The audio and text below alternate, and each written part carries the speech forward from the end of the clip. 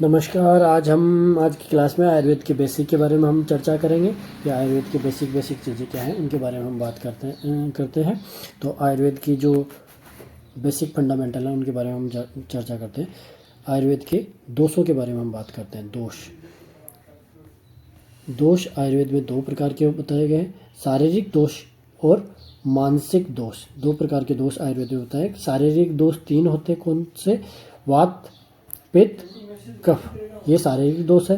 मानसिक दोष 2 बताए गए, रज और तम, इनको मानसिक दोष बताया गया है। तो 2 तो होते हैं शारीरिक दोष और 2 तो होते मानसिक दोष और 3 होते शारीरिक दोष। वात, पित्त, कफ ये मानसिक शारीरिक दोष है और रज और तम मानसिक दोष है। इस प्रकार ये दोषों की स्थिति है। सत्व को दोष नहीं माना जाता है। इसके बाद में हम बात करते हैं धातुओं की। ये धातु कितने होते हैं? धातु जो शरीर को धारण करते हैं या पोषण करते हैं उनको धातु कहा गया। ये 7 होते हैं। कौन कौन से? रस, रक्त, रस, एक मिनट, इनको अपन वैसे ही लिखते हैं।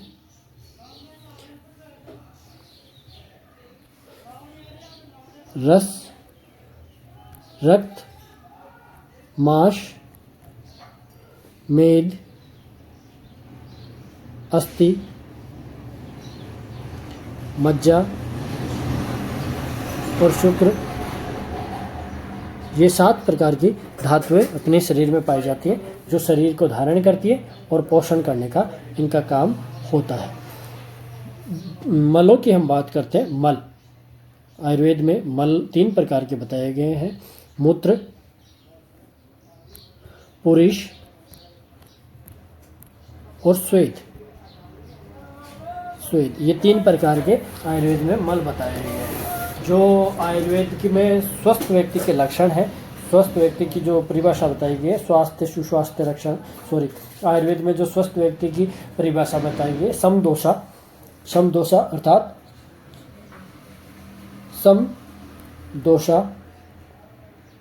अर्थात जो शारीरिक और जो मानसिक दोष है, शारीरिक दोष वात पित्त का, मानसिक दोष रज और तम, इन दोषों की स्थिति है वो समान होनी चाहिए। समदोषा। सम अग्निच, अग्नियाँ कितनी होती हैं? अग्नियों के बारे में हम बात करते हैं। अग्नि 13 प्रकार की अग्नि होती है, जिसमें 7 धातु अग्नि, जो अभी अपन ने बात करी धातुओं के बारे में, धातु अग्नि 7 जो धातु होते हैं, रस, रक्त, मांस, मेद, अस्थि, मज्जा और शुक्र, उनके अकॉर्डिंग 7 धातु अग्नि। 5 भूताग्नि, 5 अग्नियाँ हैं, वो महाभूतों की अग्नि है। भूताग्नि जिनको बोलते हैं। 5 महाभूत कौन कौन से होते हैं अपने?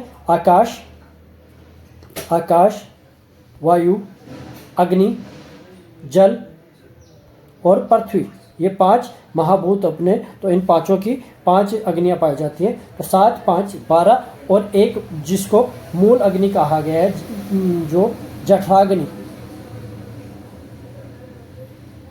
जिसको मूल अग्नि कहा गया है, प्रमुख अग्नि कहा गया है, उसको जठराग्नि कहते हैं। ये मुख्य अग्नि है। इस प्रकार 13 अग्नियाँ पाई जाती है। जठराग्नि के भी 4 टाइप्स होते हैं, सम, विषम, तिक्त और मंद। ये 4 टाइप होते हैं, जिसमें से मंदाग्नि को सभी रोगों का मूल कारण माना गया है। मंदाग्नि को सभी रोगों का मूल कारण माना जाता है। आयुर्वेद के अकॉर्डिंग मंदाग्नि को सभी रोगों का मूल कारण माना जाता है। तो अग्नियाँ होगी 13 प्रकार की, अपनी जो अग्नियाँ हैं 13 प्रकार की अग्नि और 7 प्रकार के धातु। समदोषा, सम धातु, मलक्रिया, प्रसन्न, जो अपनी 13 प्रकार की अग्नियाँ हैं उनके बारे में अपन ने बात करी। 13 प्रकार की 7 धातु अग्नि, 5 भूताग्नि और एक जो जठराग्नि है वो मुख्य अग्नि जिसको कहा गया है, वो मुख्य अग्नि, जिसके 4 भेद बताए गए हैं, सम, विषम, तिक्त, मंद। जो मंदाग्नि है उसको सभी रोगों का मूल कारण बताया गया है।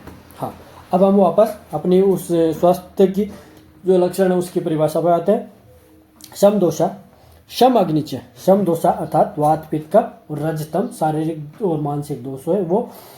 समाग्नि अग्नियाँ अपन ने बताई 13 प्रकार की अग्नियाँ पाई जाती है, जिसमें 7 13 प्रकार की जो अग्नियाँ पाई जाती हैं, 7 धातु अग्नि, 5 भूताग्नि और 1 जठराग्नि। इस प्रकार 13 प्रकार की अग्नियाँ पाई जाती हैं। इनका समान होना, ये संतुलित अवस्था में होना स्वस्थ व्यक्ति के लिए जरूरी है। सम धातु, धातु अपन ने बात करी थी, धातु 7 होने चाहिए। धातु 7 होते हैं। रस रक्त मांस मेद, रस रक्त मांस मेद अस्थि मज्जा और शुक्र, ये 7 धातु होते हैं जिनका समान अवस्था में होना आवश्यक है। ये आयुर्वेद में बताया गया है। मलय क्रिया, प्रसन्न सम दोषा सम अग्निचय सम धातु मलय क्रिया। मलय क्रिया, मल क्रिया 3 मल बताए गए हैं जो मूत्र पुरुष और स्वेद होते हैं, इनकी क्रिया का समान होना जरूरी है। प्रसन्न आत्मेन्द्रियों, आत्मा और इंद्रियों का प्रसन्न होना जरूरी है। इंद्रियां बात करें तो 11 इंद्रियां होती है, जिसमें 5 ज्ञानेंद्रियां जो अपने को ज्ञान कराती हैं, ज्ञानेंद्रियां, 5 कर्मेंद्रियां जिनके द्वारा हम कर्म करते हैं, और 1 मन होता है जो जठराग्नि मन होता है जिसको उभय इंद्रिय कहा गया है। तो 5 ज्ञानेंद्रियां कौन कौन सी होती है? 5 ज्ञानेंद्रियां 5 ज्ञानेंद्रियों में अपने आँख, नाक, कान, जीवा और त्वक, ये 5 ज्ञानेंद्रिय। कर्मेंद्रियों में हस्त, पाद, गुदा, उपस्थ और वाक, ये 5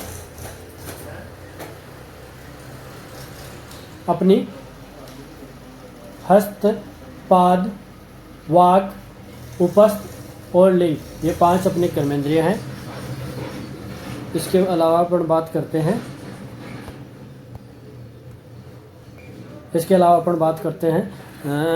प्रकृति के बारे में। अपन बात करते हैं प्रकृति, जो आयुर्वेद में 2 प्रकार की बताई गई है। शारीरिक प्रकृति और मानसिक प्रकृति। शारीरिक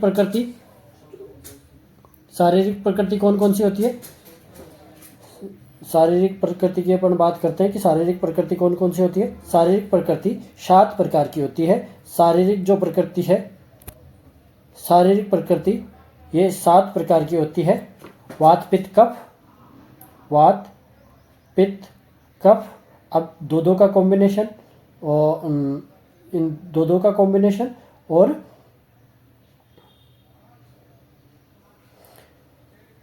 वात पित्त कफ, दो का कॉम्बिनेशन और एक तीनों का कॉम्बिनेशन। इस प्रकार 7 होती हैं, वो शारीरिक प्रकृतियाँ होती हैं। मानसिक प्रकृतियाँ होती हैं, वो 16 होती हैं। जैसे सत्व के अपने को 7 पार्ट, सत्व जो है उसके 7 पार्ट हैं। सात्विक, राजसिक के 6 हैं और तामसिक के 3। इस प्रकार ये टोटल 16 प्रकृति जो है वो मानसिक प्रकृतियाँ होती है।